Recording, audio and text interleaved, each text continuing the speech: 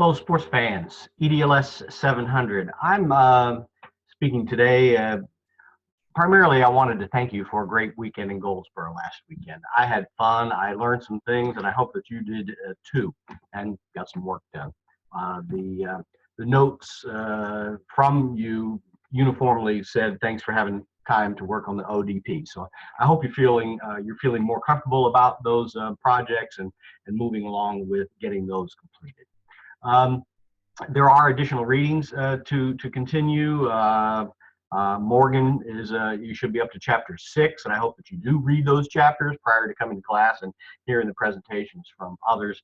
I enjoyed the presentations this past week, but we'll have something more to say about that in a minute. Balls-Uri King, you should continue reading and be up to chapters 14, 15, 16.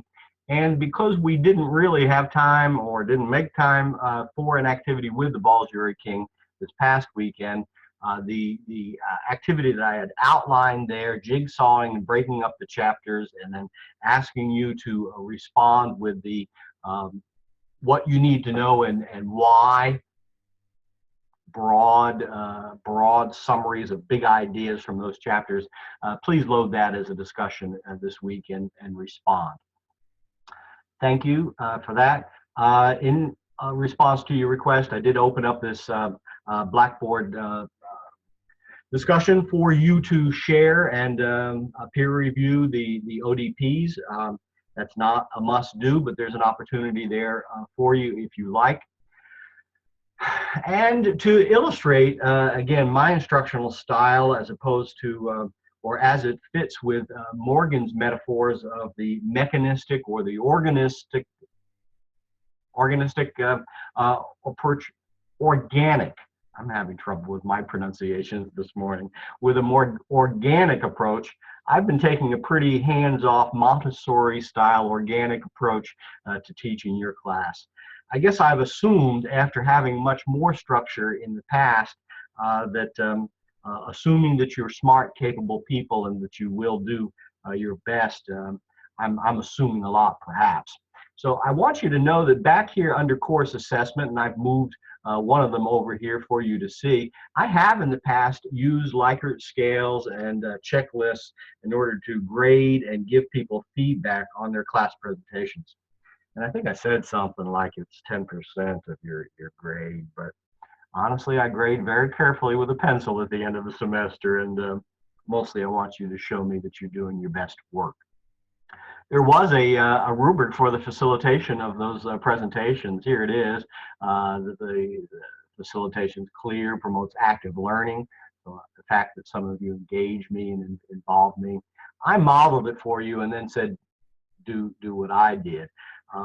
Here's the one piece of learning that I want you to take away from this.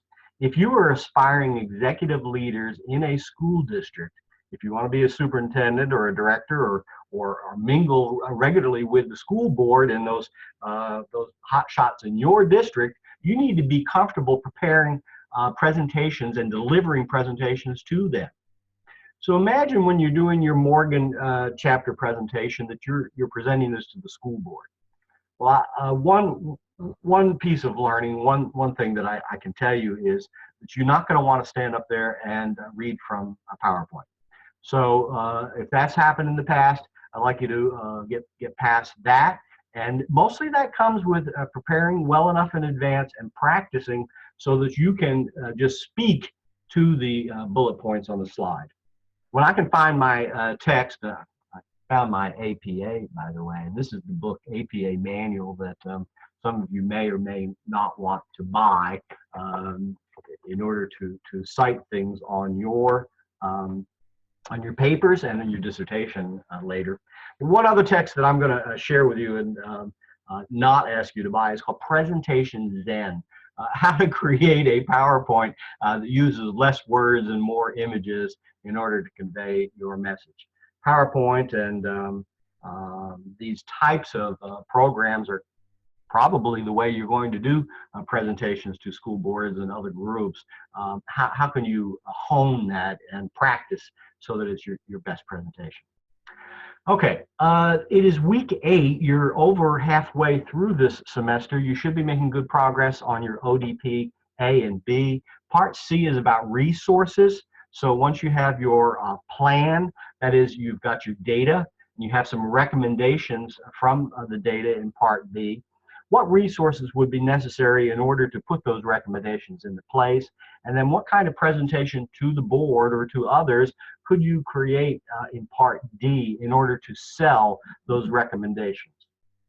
That's the broad idea of the organizational development plan. Again, primarily it is going to be making recommendations for developing or building the capacity of people, employees in your district. Hopefully to meet some gain in student achievement or some good thing for kids. Okay, that's all for this week. Next week is technically the undergraduate spring break for Gardner-Webb. I'm going to insert it as a week off for you. You have time to work on your ODPs and contact me if there's anything that you need. Thanks. Have a great week. Go Heels.